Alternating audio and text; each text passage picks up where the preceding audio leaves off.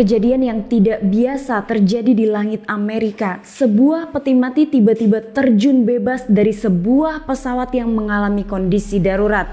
Inilah penerbangan American Airlines 96. Assalamualaikum warahmatullahi wabarakatuh. Hai, hello Delvers, terima kasih kamu udah klik video ini. Dan untuk kalian yang baru aja bergabung dengan channel aku, selamat datang. Aku Tamara Delv, dan di video kali ini aku akan membahas mengenai sejarah penerbangan American Airlines 96. Tapi sebelum masuk ke pembahasan, jangan lupa klik tombol subscribe sebagai bentuk kalian mendukung channel aku. Terima kasih.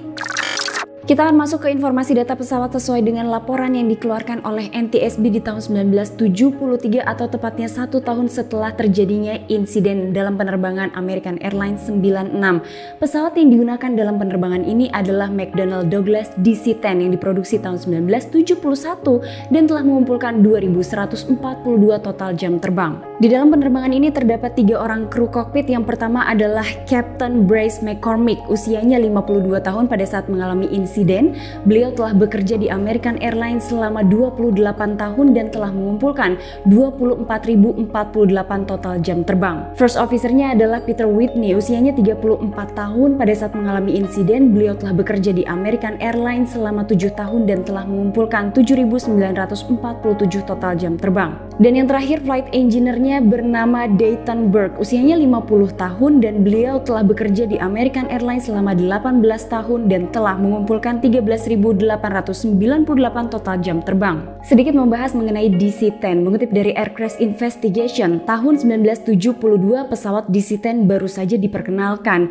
Ukuran dan modelnya membedakan DC-10 dari pesawat lain. McDonnell Douglas telah menghabiskan lebih dari 1 miliar US dollar untuk mengembangkan pesawat ini, dan American Airlines adalah salah satu maskapai yang pertama kali membeli DC-10, dan pesawat yang digunakan dalam penerbangan 96 ini merupakan produksi kelima DC-10 yang dibuat oleh McDonnell Douglas. Apakah kalian ingat bahwa aku pernah membahas sebuah kecelakaan pesawat Turkish Airlines 981? Kalau kalian belum nonton, klik dulu link di atas sini karena kejadiannya hampir mirip dengan kejadian penerbangan American Airlines 96. Lalu seperti apa kronologinya? Kita take off ke kronologi. Tanggal 12 Juni 1972, sebuah pesawat DC-10 yang dimiliki oleh American Airlines dengan nomor penerbangan 96 terjadwal untuk terbang dengan rute Los Angeles menuju ke New York dan akan transit di Detroit dan juga di Buffalo. Pesawat DC-10 ini akhirnya take off dari Los Angeles pada pukul 14.36 sore waktu setempat. Pesawat ini take off setelah mengalami delay selama 1 jam. Kapten bertugas sebagai pilot penerbang dan saat itu penerbangan dari Los Angeles menuju ke Detroit lancar dan juga normal hingga akhirnya pesawat ini tiba di Detroit. Pesawat ini tiba di Detroit sekitar pukul 18.36 sore waktu setempat. Pesawat ini kemudian langsung diisi bahan bakar dan juga memuat kargo serta memuat penumpang. Setelah semuanya selesai, kemudian kru menghitung jumlah beban yang ada di dalam pesawat dan semuanya dinyatakan normal. Pesawat ini kemudian take off pada pukul 19.20 malam waktu setempat dengan rute Detroit menuju ke Buffalo.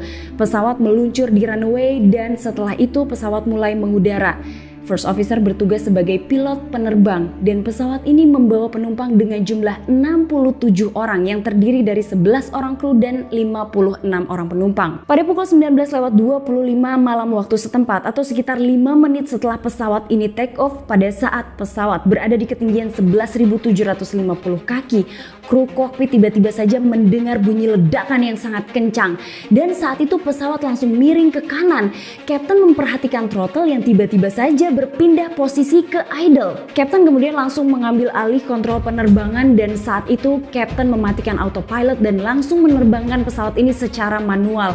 Hanya saja Kapten mengakui bahwa saat itu ia kesulitan untuk mengontrol penerbangannya setelah mengetahui rudder dan juga elevator tidak berfungsi. Sesaat setelah kondisi penerbangan ini benar-benar kacau, Kapten langsung melaporkan kepada petugas menara kontrol di Bandara Detroit bahwa mereka baru saja mengalami kondisi darurat dan berniat untuk putar balik ke Bandara Detroit. Kapten juga melaporkan bahwa pesawat ini harus turun untuk melakukan approach dan permintaan dari Kapten diizinkan oleh petugas menara kontrol. Saat itu petugas menara kontrol langsung memberikan vektor untuk pesawat ini bisa kembali ke Bandara Detroit. Kemudian Kapten juga melaporkan bahwa ia kesulitan untuk mengendalikan penerbangan ini karena elevator dan juga radar tidak berfungsi.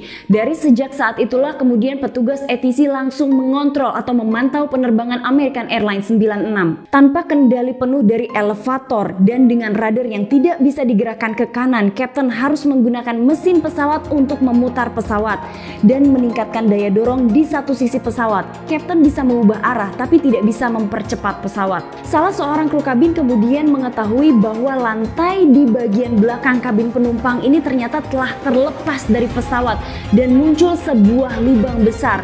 Kru kabin ini langsung melaporkan kepada Kapten bahwa ia baru saja melihat sebuah lubang besar di pesawatnya. Sejak saat itulah Kapten menyadari bahwa pesawat ini dalam kondisi rusak. Pesawat ini akhirnya kembali bisa berputar menuju ke bandara Detroit. Kapten saat itu harus menurunkan kecepatan pesawat. Namun ketika kecepatan pesawat ini diturunkan, pesawat justru jatuh dengan sangat cepat. Idealnya pesawat ini turun dengan kecepatan 700 kaki per menit. Namun tiba-tiba saja pesawat ini turun dengan kecepatan 1600 kaki per menit. Pesawat ini masih terus terbang tapi tidak stabil dan pesawat masih terus miring ke arah kanan. Dan akhirnya untuk pertama kalinya setelah krisis awal ledakan terdengar dari penerbangan ini, Kapten memberikan pengumuman kepada seluruh penumpang bahwa Kapten sedang mengalami sedikit masalah, tapi pada saat itu pesawat dalam kondisi terkendali dan Kapten mengumumkan bahwa mereka akan melakukan pendaratan darurat dan kembali ke bandara Detroit. Beberapa penumpang menyebutkan bahwa Kapten memberikan pengumuman dengan sangat tenang dan membuat mereka juga yang mendengarkan ikut tenang. Namun di sisi lain mereka tidak percaya bahwa penerbangan ini benar-benar aman untuk melakukan pendaratan. Sejak awal terjadinya ledakan, pesawat ini terus melayang ke arah kanan dan Kapten benar-benar kesulitan untuk mengontrol penerbangan. Saat itu kecepatan pesawat benar-benar dalam posisi yang sangat cepat, yaitu 300 km per jam.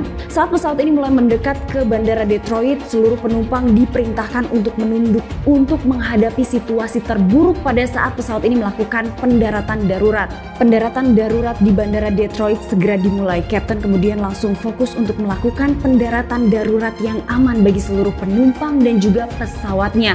Kapten langsung berkonsentrasi dan berjuang dengan sangat keras bersama dengan first officer-nya. Pesawat ini semakin lama semakin dekat dengan bandara dan akhirnya roda pendaratan diturunkan. Hanya beberapa saat setelahnya roda pendaratan menyentuh runway dan pendaratan ini benar-benar keras. Bahkan beberapa penumpang terpental di kursinya karena adanya beberapa kali hentakan ketika pesawat ini baru saja sampai di runway. Kepanikan dari penumpang ini tidak berhenti setelah mengetahui roda pendaratan menyentuh runway karena tiba-tiba saja pesawat ini meluncur tapi tidak stabil karena salah satu roda pendaratannya berada di rerumputan dan terus meluncur di rerumputan.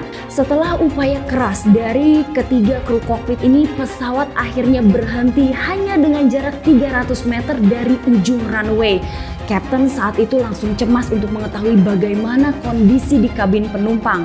Tim evakuasi tiba dan langsung masuk ke dalam pesawat untuk mengevakuasi seluruh penumpang dibantu oleh kru kabin.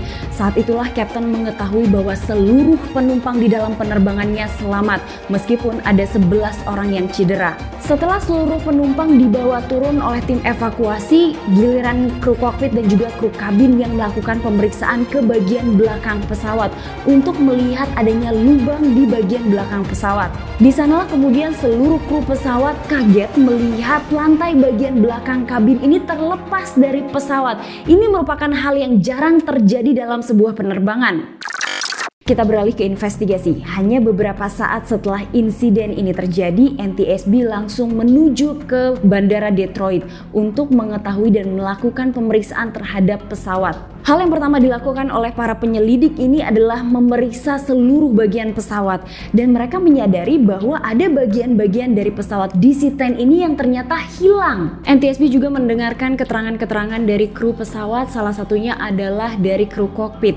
Saat itu Kapten memberikan keterangan bahwa ia curiga bahwa pesawat ini telah menabrak sesuatu.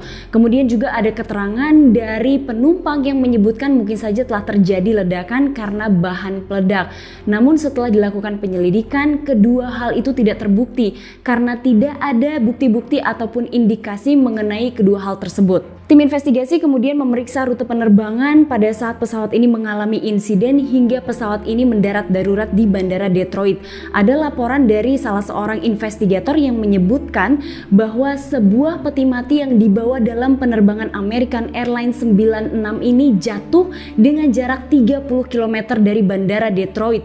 Tidak jauh dari peti mati tersebut ditemukan sebuah pintu kargo. Diketahui bahwa McDonnell Douglas merancang pintu dari DC-10 ini agar bisa terbuka keluar agar menambah jumlah ruang penyimpanan di pesawat. Nah, saat ditutup, kait di pintu DC-10 ini akan terhubung dengan bagian pegangan pintu pesawat. Untuk memastikannya tertutup, maka penahan bagasi menekan tuas yang menggerakkan pin pengunci melalui kait yang menahannya. Nah, ketika penyidik melakukan pemeriksaan terhadap ruang kargo, mereka tidak menemukan kerusakan struktural di sekitar pintu. Ketika tim mempelajari kunci pintu di kargo itu sendiri, mereka menemukan bahwa kaitnya tidak sepenuhnya tertutup dan pin yang seharusnya memastikan pintu terkunci tidak dalam posisi yang terkunci. Tim investigasi akhirnya memintai keterangan dari petugas kargo yang memuat kargo dalam penerbangan dari Detroit menuju ke Buffalo. Di sanalah kemudian tim investigasi mendapatkan pernyataan yang mengagetkan. Saat itu petugas kargo yang bertugas mengatakan ia kesulitan untuk menutup pintu kargo sehingga ia benar-benar menggunakan tenaga yang kuat, bahkan ia harus menggunakan lututnya untuk mendorong pintu kargo tersebut. Namun kenyataannya tim investigasi ini membuat penemuan yang menakutkan. Seseorang bahkan dapat menutup tuas di bagian luar pintu meskipun pengait dan pin pengunci tidak dalam posisi tertutup. Dan hal yang lebih mengerikan menurut tim investigasi, pada saat posisi dari pintu kargo ini tidak terkunci, tidak ada alarm peringatan atau tidak ada peringatan di ruang kokpit yang akan memberitahukan kru kokpit bahwa pintu di ruang kargo ini belum terkunci. Pintu kargo dalam kondisi seperti ini benar-benar membahayakan. Ketika pesawat ini mulai terbang dan mendaki, saat itu tekanan berbeda antara tekanan di luar pesawat dan di dalam pesawat. Dan saat itulah pintu kargo meledak atau terlepas. Setelah pintu kargo terlepas, maka seluruh barang yang ada di ruang kargo akan ikut tersedot keluar pesawat. Begitupun dengan kursi pesawat maupun bagian lantai pesawat. Muncul sebuah pertanyaan besar dari salah seorang investigator yang menanyakan bahwa dekompresi eksplosif ini sebenarnya tidak mengganggu kontrol pesawat, tapi bagaimana mungkin Kapten mengatakan bahwa ia kehilangan kontrol pesawatnya? Tim investigasi langsung menyelidiki bagian lantai penumpang yang terlepas dari pesawat. Di sanalah kemudian mereka mengetahui bahwa adanya kabel-kabel yang terputus dan juga tersangkut. Tim investigasi akhirnya mengetahui penyebab dari hilangnya kontrol penerbangan American Airlines 96. Ketika lantai pesawat ini meledak, maka beberapa kabelnya putus sehingga merusak kontrol bagian belakang pesawat. Namun Kapten saat itu masih beruntung karena ternyata tidak semua kabel yang mengontrol penerbangan ini terputus sehingga ia masih bisa mengendalikan pesawatnya meskipun saat itu dalam kondisi yang sangat sulit. Tim investigasi memberikan kesimpulan bahwa insiden yang dialami dalam penerbangan American Airlines 96 ini disebut-sebut karena adanya cacat desain dari DC-10. Seperti yang diketahui, setelah terjadinya insiden dalam penerbangan American Airlines 96, maka tim investigasi memberikan beberapa rekomendasi. Di antaranya adalah kepada pabrikan pesawat agar memperbaiki bagian pintu kargo. Tapi seperti yang kita ketahui juga bahwa rekomendasi yang diberikan kepada pihak pembuat pesawat atau pabrikan pesawat ini justru seperti diabaikan karena hanya berselang 2 tahun setelah insiden American Airlines 96 terjadi sebuah kecelakaan yang sangat mengerikan pada Turkish Airlines 981 dan penyebabnya adalah hal yang sama, yaitu gagal desain. Nah, itulah informasi tentang insiden yang dialami oleh American Airlines dengan nomor penerbangan 96 dari channel Tamara Delf. Semoga bermanfaat. Hai halo Delvers, nah aku udah baca semua komen kalian dari video yang terakhir. Sekarang aku akan bacain 3 komen yang terpilih untuk aku bacain di video ini ya. Yang pertama adalah dari SANN, San mungkin ya. Gak ada bosen-bosennya nonton Kak Tamara, kalau sehari bisa 3 kali atau 4 kali nonton video Kak Tamara. Wow keren, terima kasih. Terus yang berikutnya adalah dari UNXCHRIZZ. Ya itulah dibacanya ya. Astaga, akhirnya upload juga, soalnya nunggu-nunggu Kak Tamara dari kemarin malam belum upload. Akhirnya upload juga. Jadi seperti yang kalian tahu, kalau aku upload itu seminggu 3 kali sampai 4 kali. Tapi kadang-kadang juga 2 kali sih ya. Tapi itu cuma kadang-kadang aja kok. Dan yang terakhir adalah dari Hasimi Wengayo. Dari pertanyaan Kak Tamara, berapa kali dalam sehari nonton video kakak? Saya nonton dalam sehari 4-5 kali kak, karena seru mendengar ceritanya, kayak di film deg-degan. Dengar-dengar ceritanya kayak merasakan sensasi seperti berada dalam kejadiannya. Salam dari Aceh kakak, salam juga untuk Kak Hasini Wengayo di Aceh.